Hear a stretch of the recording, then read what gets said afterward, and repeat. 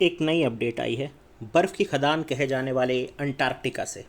Antarctica जो बर्फ़ की एक बहुत बड़ी सी खदान है, यहाँ से बर्फ़ के टुकड़े टूट करके गिर रहे हैं। हाल ही में अंटार्कटिका के तट से एक विशालकाय हिमखंड यानी आइसबर्ग टूट गया है।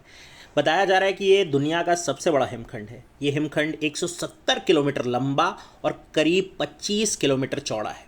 यूरोपीय अंतरिक्ष एजेंसी के अकॉर्डिंग ये आइसबर्ग A76 अंटार्कटिका में रॉन आइस शेल्फ के पश्चिमी हिस्से से टूटा है और अभी वेडल सागर में तैर रहा है। इस हिमखंड या बर्फ़ के पहाड़ के आकार का आप इसी बात से अंदाज़ा लगा सकते हो कि ये टूटा हुआ टुकड़ा 4320 किलोमीटर तक फैला हुआ है। यही वजह है कि इसको दुनिया का सबसे बड़ा हिमखंड कह रहे हैं। ये भी बताया गया है कि इसका आकार 4 न्यूयॉर्क शहर अगर मिला देंगे तो जितना बड़ा आकार बनेगा उतना है, या फिर अगर भारत के संदर्भ में समझना चाहें तो दिल्ली से भी आकार में ये बड़ा है। स्पेन के एक द्वीप की अगर बात करें जिसका नाम मालोर्का है, तो ये उसके इतना बड़ा बताया जा रहा है। इसका क्या कारण हो सकता है? कारण बहुत सिंपल है।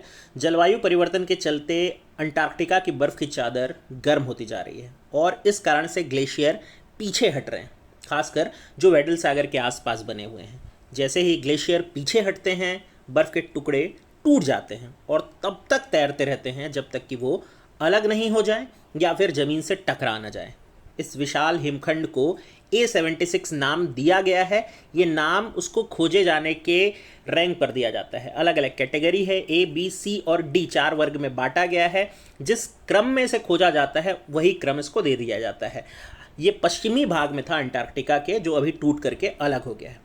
एक और डाटा है जो आपको याद रखना चाहिए कि इस हिमखंड के टूटने की तस्वीर यूरोपियन यूनियन के सैटेलाइट कोपरनिकस सेंटिनल के द्वारा खींची गई है। मैं दोबारा दोहरा देता हूं, इस तस्वीर को यूरोपियन यूनियन के सैटेलाइट कोपरनिकस सेंटिनल ने खींचा है।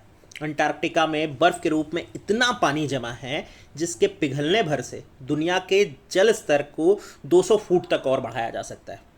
वैज्ञानिकों की अगर बात माने तो A76 के टूटने की वजह जलवायु परिवर्तन नहीं बल्कि प्राकृतिक कारण है। ब्रिटिश अंटार्कटिक सर्वे दल के वैज्ञानिक लॉरा गैरिश ने ट्वीट करके बताया कि भाई इनकी उम्र पूरी हो गई थी, प्राकृतिक कारणों से टूटे हैं, ना कि किसी और कारण से। और अगर हम नेचर मैगजीन के अकॉर्डिंग देखें तो 1880 के बाद से समुद्र अपने जल स्तर में औसतन 9 इंच की बढ़ोतरी कर चुका है। यानी हम ऐसी समस्या से जूझ रहे हैं जो अभी और बढ़ने वाली है।